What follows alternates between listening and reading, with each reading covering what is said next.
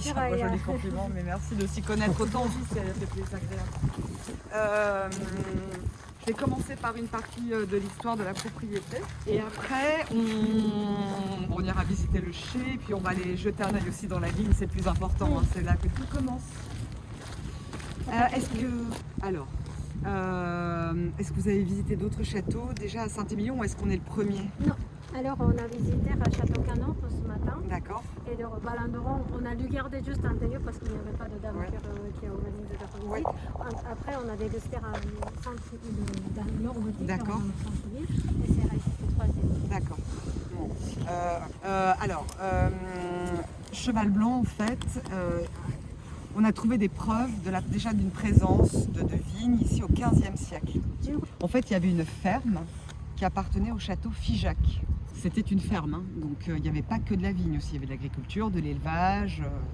最初はですね、ブドウだけではなくて、他の野菜やもしくは動物たちが飼われていた場所もあったようですね。 Alors il y avait des bâtiments, mais il n'y avait pas encore le château. Le château à cette époque-là n'était pas encore construit, mais il y avait des corps de ferme, quoi. Apparemment, il y avait 3 bâtis et ça se situait plutôt côté nord. Alors ce qui est intéressant, c'est que en 1832, Figeac va décider de se séparer de cette ferme et de la vendre à des personnes de Libourne, la famille Fourcolossac. Et cette famille-là, en fait, c'est avec cette famille que tout va débuter, vraiment pour Cheval Blanc en fait. La ferme s'arrête. Eux démarrent avec un petit peu de vigne, donc vont se consacrer essentiellement à la vigne. Et en fait, c'est grâce à eux si on a une dominante de Cabernet Franc, parce qu'eux adoraient le Cabernet Franc. Donc en fait, ce qui est incroyable, c'est que ça démarre avec une histoire de goût en fait. Vous êtes allé dans le Médoc, c'est le Cabernet Sauvignon. Vous venez à Saint-Émilion, à Pomerol, c'est du Merlot. Vous venez à Cheval Blanc, vous goûtez du Cabernet Franc en majorité. Et c'est vraiment, si cette famille avait aimé le Merlot, ils auraient planté plus de Merlot. En fait, Cheval Blanc, avec le terroir qui est très très bon, Cheval Blanc aurait été très très bon. Mais le fait d'avoir planté 60% de Cabernet Franc et 40% de Merlot, ça a rendu Cheval Blanc iconique en fait. Donc il faut construire le château en 1856.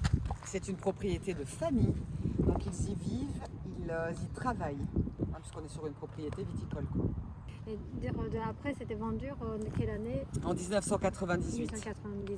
1998年にこちらが売られまして、c'est du groupe c'était vendu par... C'est LVM, alors c'est la famille Fourcolossac qui vend à Bernard Arnault, d'LVMH, aux négociants bordelais, et eux après le revendent, voilà.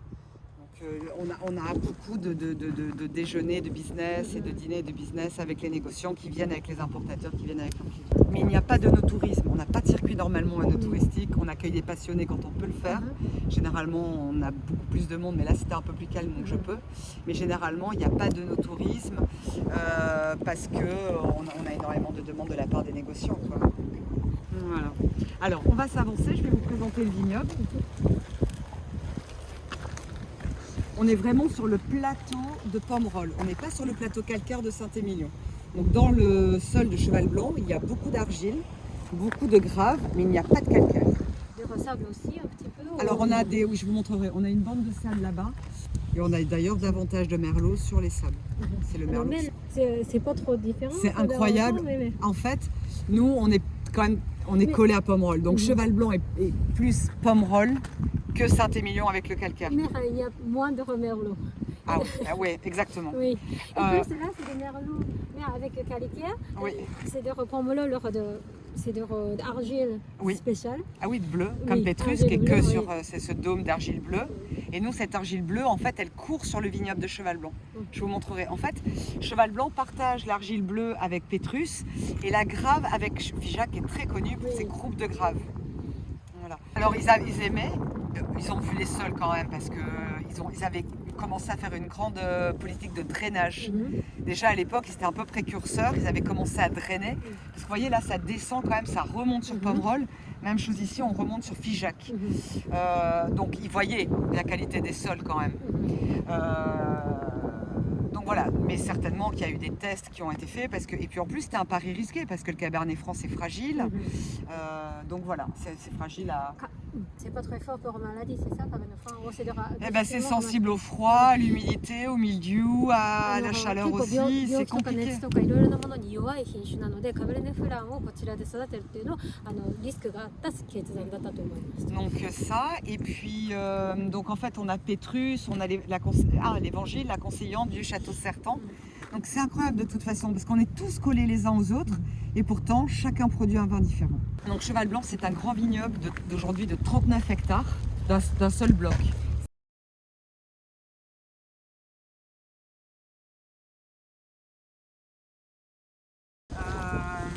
Alors ce qui est très intéressant aussi, c'est qu'avec le réchauffement climatique,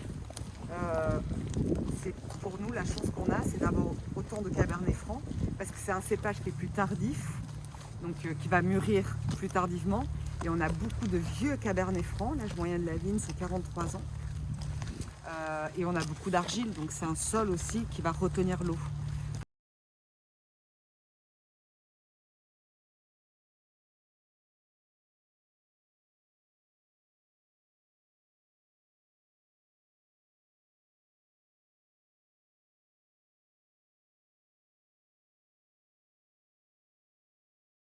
Celle-ci, c'est la plus ancienne, hein, plantée en 1920. Donc le vignoble est morcelé en 53 parcelles, bien identifié. Vu aussi, aujourd'hui, on a des couverts végétaux. On ressème pas mal de différents types de plantes, de la moutarde, du seigle, du radis chinois, du trèfle incarnat.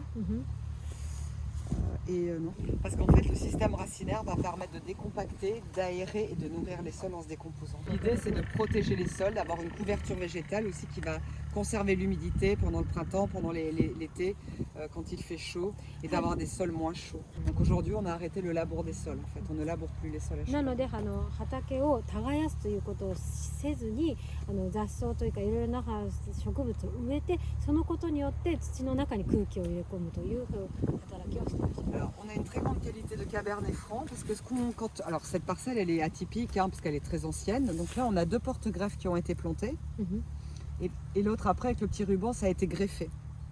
Vous voyez le petit ruban blanc là, comme un petit bandage. Et en fait aujourd'hui on a des parcelles qui sont dédiées à une sélection massale, c'est-à-dire qu'en fait pendant des années, ça a commencé même avec cette famille Fourcon-Lossac au 19e siècle, sélectionner les meilleurs pieds de Cabernet Franc et après on peut les dupliquer. Donc en interne on a une grande diversité de Cabernet Franc qui proviennent de l'ADN des meilleures vignes de Cheval Blanc. C'est une collection privée bien sûr. Alors après il faudra vraiment faire le tour parce que même de l'autre côté c'est très joli, je vous montrerai après. Il y a une petite chapelle, alors la chapelle qui est consacrée, la porte de l'autre côté c'est très joli, il y a et la petite serre aussi. Voilà.